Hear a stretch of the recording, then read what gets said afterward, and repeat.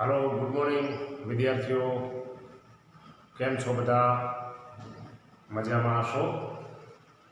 धोरण 10 संस्कृत विषय में આપણે ગુણવતી કન્યાવાળા 5મા પાઠના સ્વાધ્યાયમાં ગુજરાતીનું સંસ્કૃત કરવા માટેની કેવી રીત છે એ આપણે સમજતા હતા।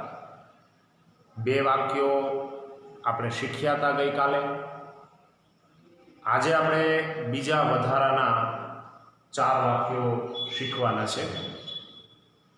એની રીત કેવા પ્રકારની હોય, એમાં શું ધ્યાન રાખવું જોઈએ એ હું આજના આ તાસમાં તમને બરાબર રીતે સમજાવવાનો છું। વિદ્યાર્થી મિત્રો, તમને બોર્ડની પરીક્ષામાં કુલ આવા 3 વાક્યો પૂછાય છે। 2 ગુણ, એકના અથવામાં 1 અને બીજું ફરજિયાત। આવી રીતે 2 ગુણમાં બહુ સરળ વાક્યો ગુજરાતીનું સંસ્કૃત કરવા માટેના પૂછાય છે। આ વાક્યો તમારા પાઠ્યપુસ્તકમાંથી જ હોય છે, બહારના ક્યાંય હોતા નથી। એટલે તમારે એની એક વખત રીત જાણી લો। રૂપો, વિભક્તિ, એનું ક્રિયાપદ, ધાતુ, આને જો તમે એકવાર બરાબર સમજી લેશો તો મને લાગે છે કે તમને કોઈ જાતની મુશ્કેલી પડશે નહીં। અહીંયા ગુણવતી કન્યાવાળા પાઠની અંદર 7મા પ્રશ્નનું બીજું વાક્ય મેં અહીંયા લખી રાખ્યું છે। તે 22મા વર્ષમાં પ્રવેશ્યો। તો અહીંયા જે તમને શબ્દો આપ્યા છે એ શબ્દો હું તમને કહું છું અને પછી એમાં શું ધ્યાન રાખવું એ તરત જ એની વિભક્તિમાં એને પ્રયોગ કરવાનો। અહીંયા શબ્દો આપ્યા છે 22તમ વર્ષ +20। અહીં લખું છું।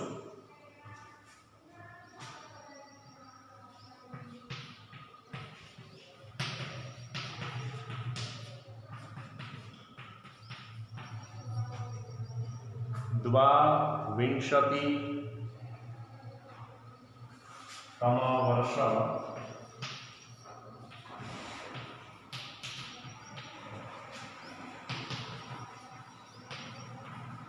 આ રીતે તમને આપ્યું છે।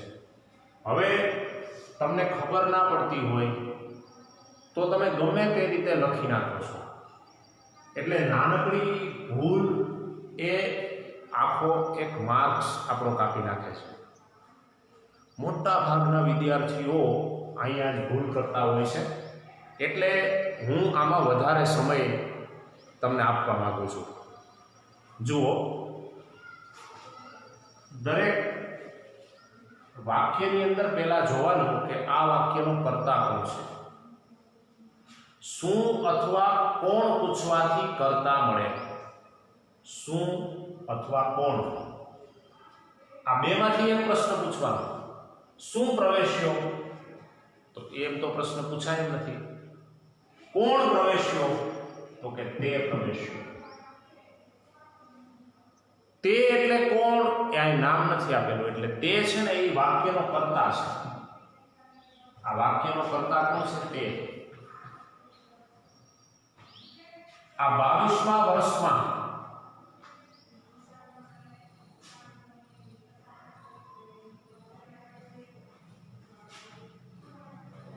કોણ પૂછવાથી કર્તા મળે અને શું પૂછવાથી કર્મ મળે।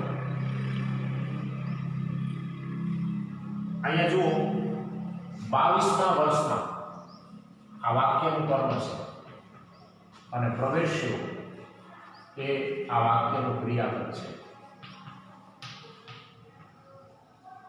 હવે તમે જુઓ કે આ તે શબ્દનું શું થાય, તો કે સહ।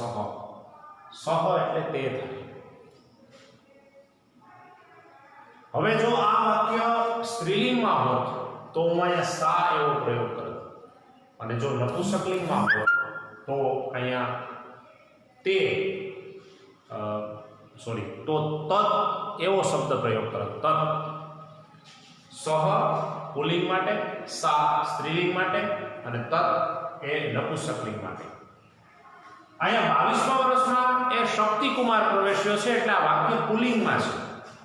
તો કર્તા માટે સહ એવું આવે. હવે જુઓ 22માં દ્વાવિંશતિતમ, એને આ કર્મ છે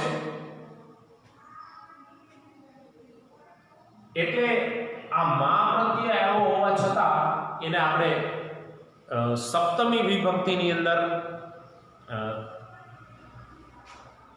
આ 22મા વર્ષમાં પ્રવેશવાની વાત છે એટલે મા પ્રત્યય આવ્યો એટલે આપણે એને સપ્તમી વિભક્તિમાં એનો પ્રયોગ કરવો પડશે. તો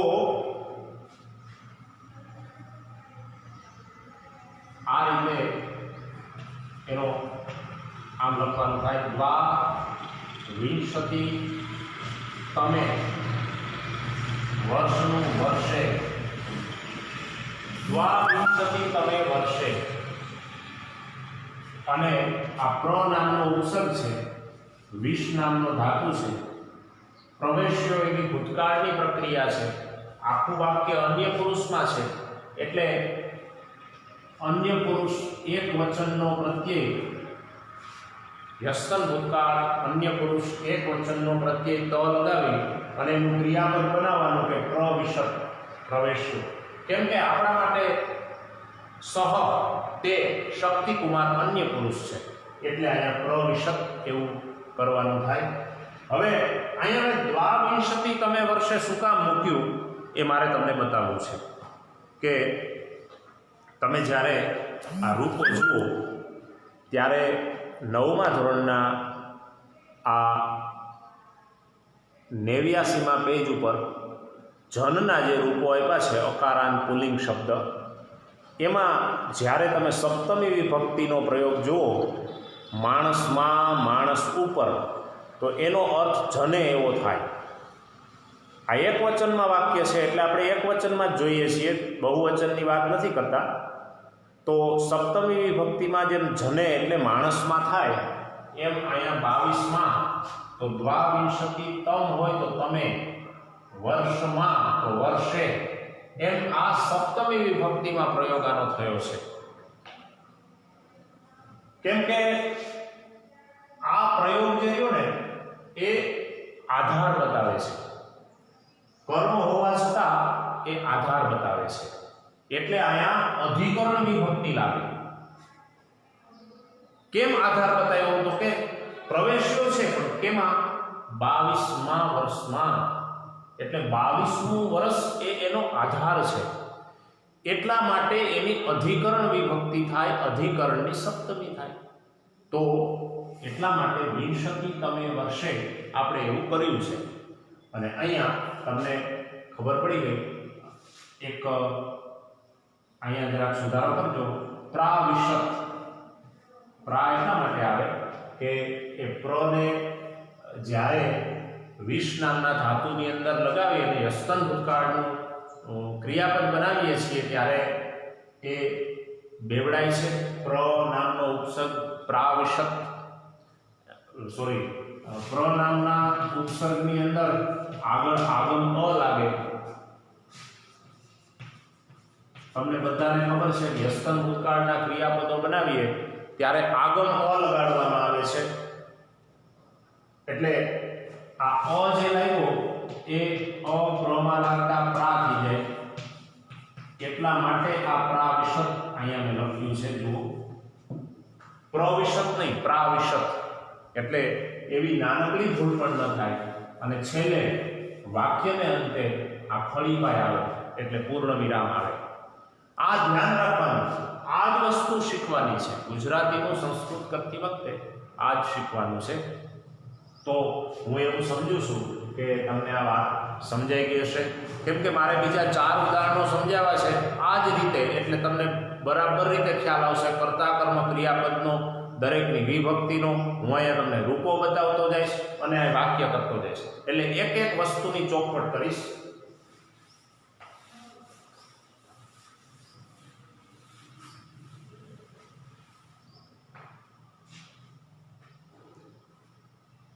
હવે આપણે એના પછીનું વાક્ય લખીએ. તે કપડાને છેડે ડાંગર બાંધીને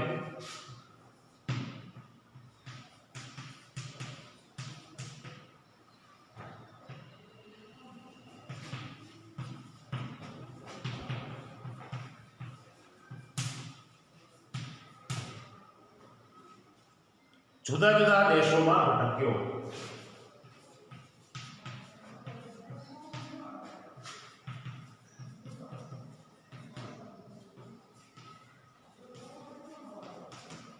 તમારી સામે શબ્દો તો આપેલા જ છે કે વસ્ત્રાંતે વિવિધ દેશ ભ્રમ.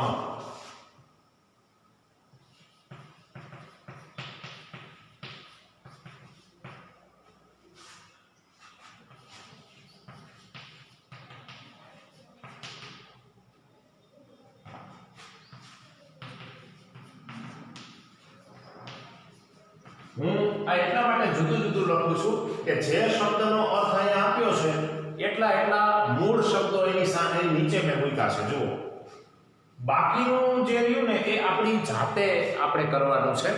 તો દરેક વાક્ય તમારી સામે જ્યારે આવે ત્યારે સૌથી પહેલા એ વાક્ય કયા લિંગમાં, વચનમાં, પુલ, એ બધું પહેલા ઓળખવું પડે એટલે વાક્ય બહુ સરળ બની જાય. જુઓ, કપડાને છેડે ડાંગર બાંધી અને જુદા જુદા દેશમાં ભટકનારો કોણ હતો? તો કે શક્તિકુમાર હતો. એટલે ભટક્યો એવો શબ્દ આવ્યો એટલે આપણને ખબર પડી જાય કે એકલો જ ભટક્યો, એટલે આ વાક્ય એક વચન ના કહેવાય.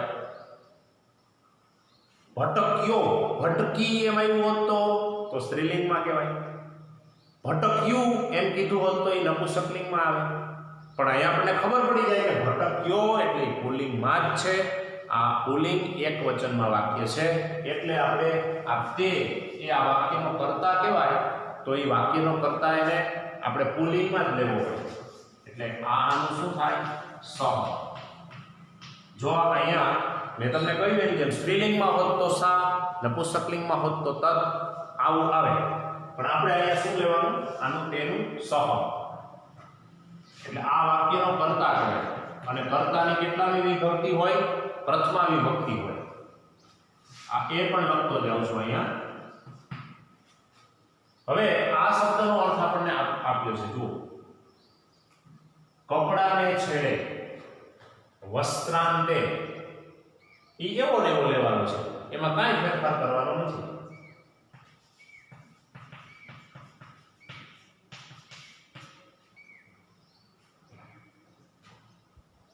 ડાંગર બાંધીને. હવે જુઓ, શાલી એટલે ડાંગર થાય અને બાંધીને, બદ્ધ એટલે બાંધવું એવો ધાતુ થાય. બાંધીને એ સંબંધક ભૂતકૃદન થાય. તો શાલી એટલે ડાંગર. આ વાક્યનું કર્મ થાય.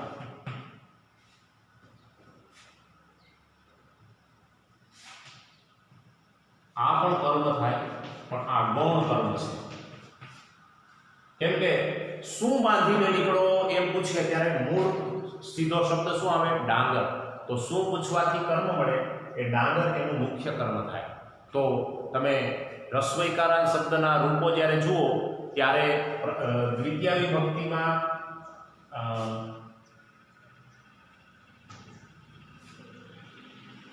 આ શબ્દની અંદર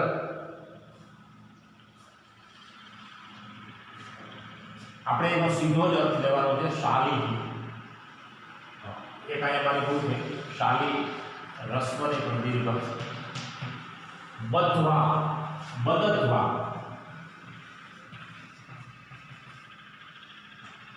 દ અડધો, ધ પણ અડધો, બદ્ધવા, બાંધીને. આવું સંબંધક ભૂતકૃદન થાય. જુદા જુદા દેશોમાં આ આખો શબ્દ છે. એમાં આ દેશોમાં શબ્દ છે ને એનું આ વિશેષણ છે અને આ એનું વિશેષ્ય છે. આ વાક્યનું એક મારી ભૂલ થઈ. આ વાક્યનું કર્મ આવડું આ છે જુદા જુદા દેશોમાં ક્યાં ભટક્યો તો જુદા જુદા દેશોમાં અહીંયા આ કર્મ થતું નથી કેમ કે ક્યાં ભટક્યો એ વાત મુખ્ય છે તો કે જુદા જુદા દેશોમાં એટલે કર્મ આવડું આ ગુણ કર્મ છે આ બાંધીને એ સંબંધ ભૂતકૃદન થયું આ ડાંગર શબ્દ સ્વતંત્ર શબ્દ છે એની આરે કોઈ વિભક્તિ લાગતી નથી ડાંગરનો શાલિહી એવો સીધો શબ્દ લીધો આપણે હવે દેશોમાં એમાં માં પ્રત્યે એવો હોવા છતાં એ કર્મ છે તો કર્મની કઈ વિભક્તિ થાય તો કે દ્વિતીય વિભક્તિ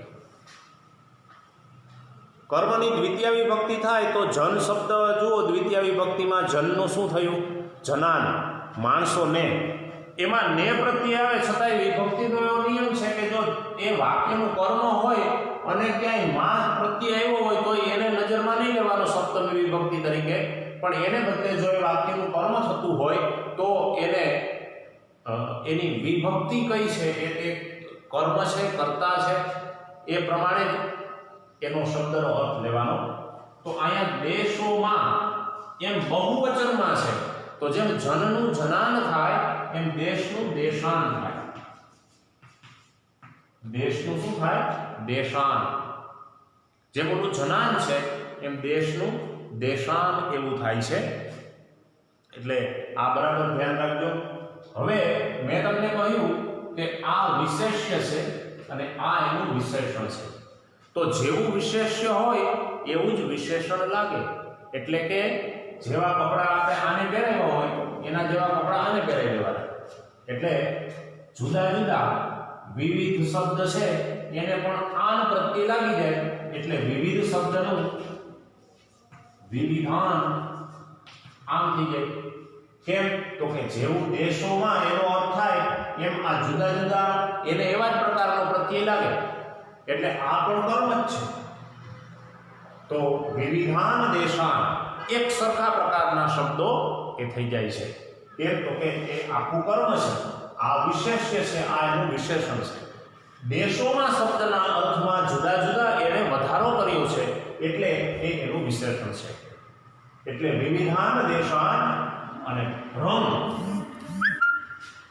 આ ભ્રમ શબ્દ છે એમાં ભટક્યો એવું આપણે વ્યસ્તન ભૂતકાળમાં લેવાનું છે અને વાક્ય કેવું છે એક વચનમાં છે વ્યસ્તન ભૂતકાળમાં કહેવાનું છે એટલે ભૂતકાળની પ્રક્રિયા અન્ય પુરુષ માટે એક વચન માટે હોય એટલે અભ્રમત એમ આવે અભ્રમત ભટક્યો એટલે જો આપણું વાક્ય બની ગયું સહ વસ્ત્રાંતે શાલિહી બદ્ધવા વિવિધાન દેશાન અભ્રમત આ પ્રકારે આપણું વાક્ય થઈ જાય છે હવે એના પછીનું આપણે વાક્ય જોઈએ આ તમને બરાબર રીતે સમજાઈ ગયું હશે માનું છું જ્યાં જ્યાં મને એવું લાગશે કે અહીંયા વધારે સમજાવવા જેવું છે ત્યાં હું તમને વિભક્તિના રૂપોને સામે બતાવી અને એ વાક્યને સમજાવીશ એટલે તમને પાક્કો ખ્યાલ આવી જશે હવે એના પછીનું વાક્ય જોઈએ આપણે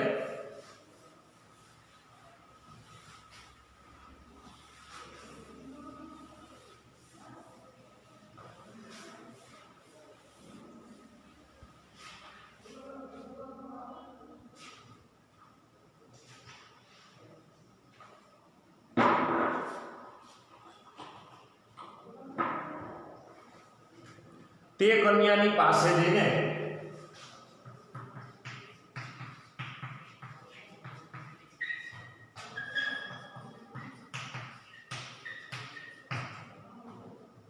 તે વિનય સાથે બોલ્યો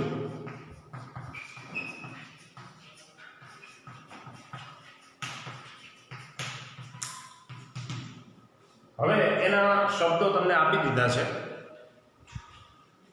નિકટ ગમ વિનય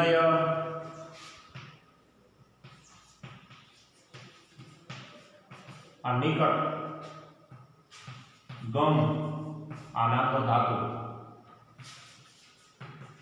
આ વિનય અને બોલ્યો માટે બ્રુ ધાતુ.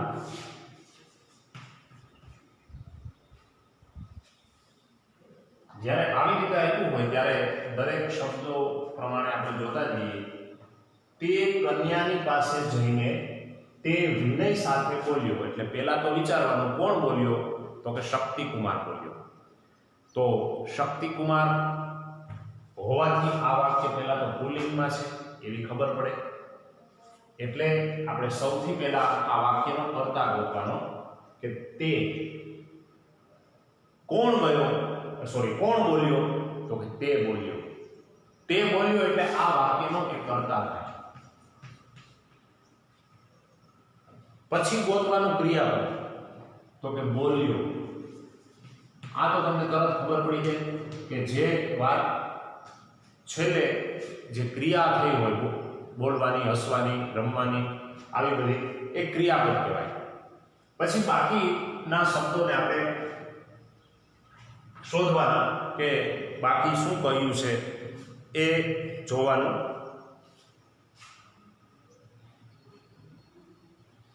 હવે જો શું ગયો, તો કન્યાની પાસે ગયો.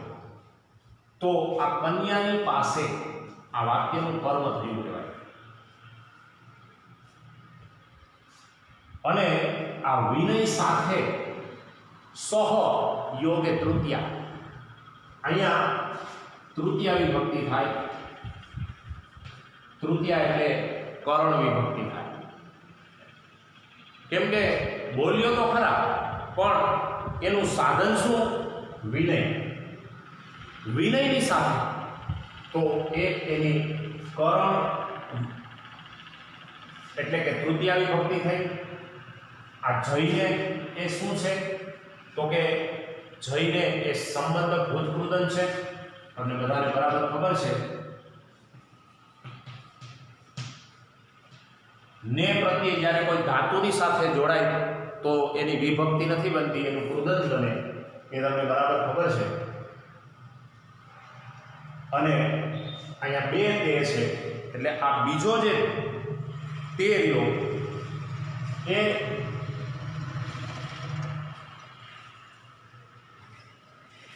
એ કોના માટે વપરાયો છે એ જોવાનું. તો કે કન્યા માટે વપરાયો છે. કન્યા માટે વપરાયો છે એટલે આ સ્ત્રીલિંગમાં આવશે. એ બરાબર ધ્યાન રાખજો. હવે હું અહીંયા એનું ભાષાંતર કરું છું. કર્તા તેનો થાય સહ.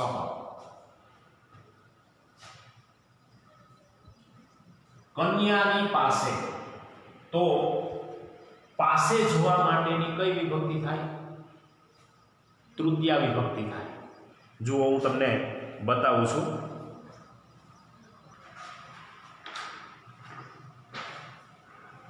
અહીંયા લતા શબ્દ જે રહ્યો ને એ આકારાંત સ્ત્રીલિંગ શબ્દ છે.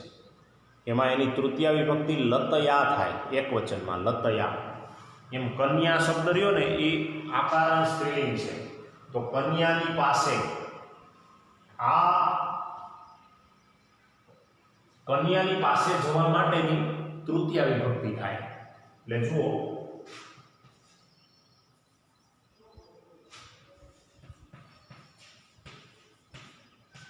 કન્યા અને કોણ ગયો, તો કે તે. તો એને તસ્યાહ કન્યા એના જેવું અહીંયા એની સાથે લગાવી દેવાય, અથવા એની પાછળ રાખો તો કઈ વાંધો નથી. સહ કન્યા પાસે, નિકટ. મેં તમને કહ્યું ને આનું કર્મ છે. પાસે એ એનું કર્મ છે. એટલે નિકટ શબ્દને નિકટમ એમ આવે. એટલે નિકટમ જઈને એટલે ગત્વા સંબંધક ભૂતકૃદન થયા. જઈને ગમ ધાતુ, એ ગમ નામના ધાતુમાં ત્વા નામનો પ્રત્યય લાગ્યો એટલે ગત્વા થયું. અને આ તે રહ્યો ને એનું પાછું ફરીથી સહ નહીં લગાવવાનું. તે ગયો છે પણ કોની પાસે ગયો છે? તો કન્યાની પાસે. તે કન્યાની પાસે, એટલે ઘણી વખત એવું બનતું હોય કે ગુજરાતી વાક્યમાં આપણે જે પ્રકારે બોલતા હોઈએ કે તે કન્યાની પાસે જઈને તે વિનય સાથે બોલ્યો, તો એનું સંસ્કૃત જ્યારે કરીએ ત્યારે કેટલાક શબ્દોનું સંસ્કૃત કોના સંદર્ભમાં વપરાયું છે એ ખાસ જોવાનું હોય. એટલે અહીંયા આ તસ્યાહા એવું આવી જાય. તસ્યાહા કન્યા, તે કન્યાની પાસે, નિકટમ. તો આવી રીતે હોય છે. અને વિનય સાથે એની તૃતીયા વિભક્તિ લગાવવાની છે. તો વિનય શબ્દની તૃતીયા લગાવીએ તો કેવી થાય? તો કે વિનય એ ન થાય. તમને બતાવું કે કોઈ જન શબ્દ હોય, એ જન શબ્દની તૃતીયા જનેન એવી થાય છે. માણસથી, માણસ વડે. અહીંયા વિનય સાથે બોલવાની વાત છે. તો એનો આધાર થયો, આધારની તૃતીયા વિભક્તિ હોય તો વિનયનું વિનય ન થયું. અને બોલ્યો એ ક્રિયા ભૂતકાળની ક્રિયા છે. ભૂતકાળની ક્રિયા હોવાથી આગળ આગમ અ લાગે. બ્રુ નામનો ધાતુમાં જ્યારે યસ્તર ભૂતકાળની ક્રિયા થાય ત્યારે અબ્રવિત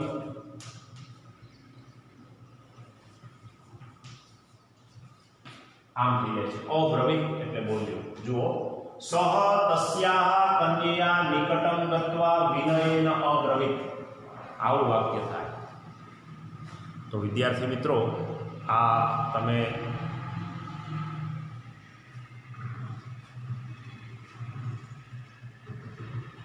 બરાબર રીતે શીખ્યા હશો એમ માનું છું. એક વાક્ય તમારી જાતે તમારે તૈયાર કરવાનું છે. ભોજન તૈયાર થતાં તે કન્યાએ અતિથિને પહેલાં સ્નાન કરવા જણાવ્યું. આ વાક્ય તમારી જાતે બનાવજો.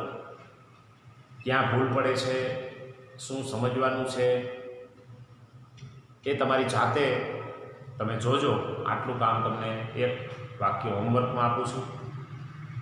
અને આના જેવા બીજા સ્વાધ્યાયની અંદર ગુજરાતીનું સંસ્કૃત કરવાના પ્રશ્નોત્તર હોય, એમાં પણ તમે જોજો. આ પ્રકારે પ્રયત્ન કરજો. બાકી ફરીથી આપણે વિભક્તિ શીખવી અને આને રિફર હું કરાવીશ જ. ફરી એકવાર જ્યારે વિભક્તિનું પ્રકરણ ભણશું ત્યારે પણ હું આ ગુજરાતીનું સંસ્કૃત કરાવવા માટેના પ્રશ્નોત્તર તમને કરાવવાનો જ છું. તો બસ આજે એટલે સુધી અટકીએ છીએ. અસ્તુ.